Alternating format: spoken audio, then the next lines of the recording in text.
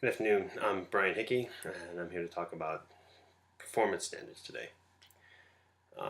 The definition and use of performance standards is not important in the hospitality or restaurant industry alone.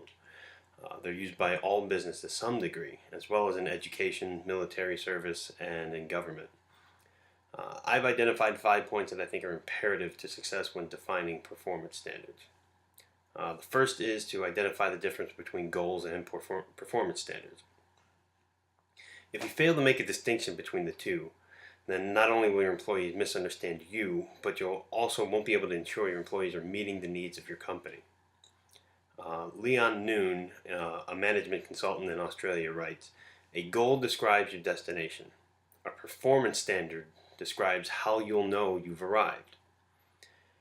For instance, if your manager says, "We're going to provide the best service we can," how is that going to be measured? When will you know you've done your best? And if somebody tells you you've done your best, how will you know whether or not you could have done better? The next point is to define clear, measurable standards. Building on the last point, management could easily say, "We're going to make more widgets each month," which, sure, you could say if you want to stay in business, you got to make more every month. But the question is the goal to make more this month than we made last month? And if so, how many more? 100, 200, 25% more? More was a pretty clear statement, but it didn't provide any means of measurement to know whether or not the goal was reached. Third point is to avoid any ambiguous or interpretive language. Avoid any language that can be twisted and to mean something less than it was intended. Like the measurement point. Having an understanding on how to make a pizza isn't as easy to measure as, did you put 12 or 15 slices of pepperoni on that large pizza? Assuming people will know what you mean or that something should be easy enough to remember won't leave any room to correct a deficiency if you find you're losing money because someone's putting too much pepperoni on a pizza. The fourth point is to be consistent when developing training programs. This is the step that can make performance standards most effective.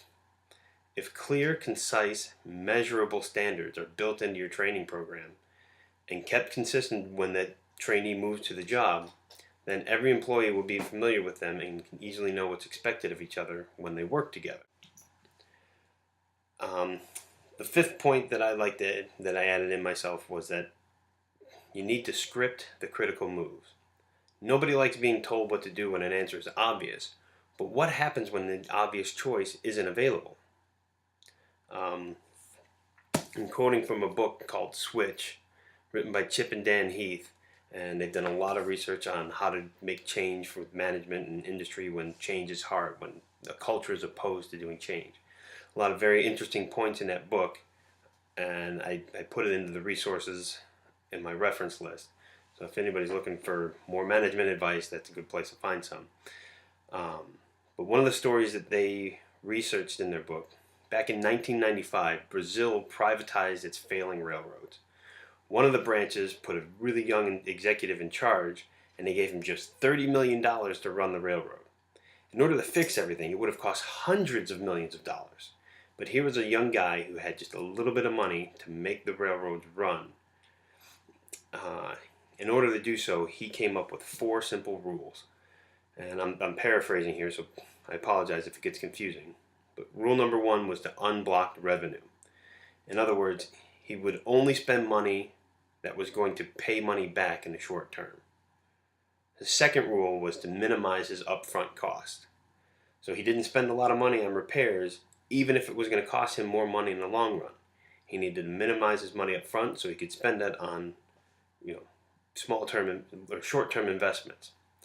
Rule number 3 was faster is better than best solution. Trains are what made money in this situation, so he had to keep his trains on the track so they could make more money. And his 4th rule was use what you have, don't buy new.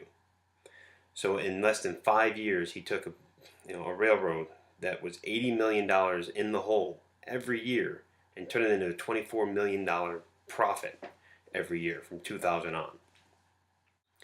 Restaurants can be seen in a similar way. You have 2 different styles of restaurant: fast food versus 4-star dining. Fast food makes their profit on turnover. Inexpensive menu items get your customers in, feed them, make them happy, and turn it over to make room for more customers. Fine dining wants customers coming in, sitting down, enjoying a nice meal. They're going to push dessert, they're going to push a bottle of wine. They want the customer to stay in the restaurant to buy more menu items. If you scripted the critical moves, one for each of them, the fast food restaurant would say, get customers in, feed them, make them happy, get them out, make room for more. Whereas the fine dining establishment would script in exactly the opposite manner. Bring the customers in, make them feel special, let them sit down, take their time, push dessert, push a cheese plate. Maybe they'll have another bottle of wine or a few martinis before they leave the restaurant. The point is, scripting those moves tells the staff how to treat the customer. If a customer comes in and says, we're in a hurry, do you still try to push dessert? Do you still try to get them to buy a couple extra drinks? Or do you try to rush their menu coming out of the kitchen so that they can catch the movie on their way home? In summary, performance standards are key to successful management of any business. In order for them to be effective, you have to identify the difference between goals and performance standards, define clear, measurable standards, avoid ambiguous language, be consistent with your training programs and on-the-job performance, and script the critical moves. Thank you very much.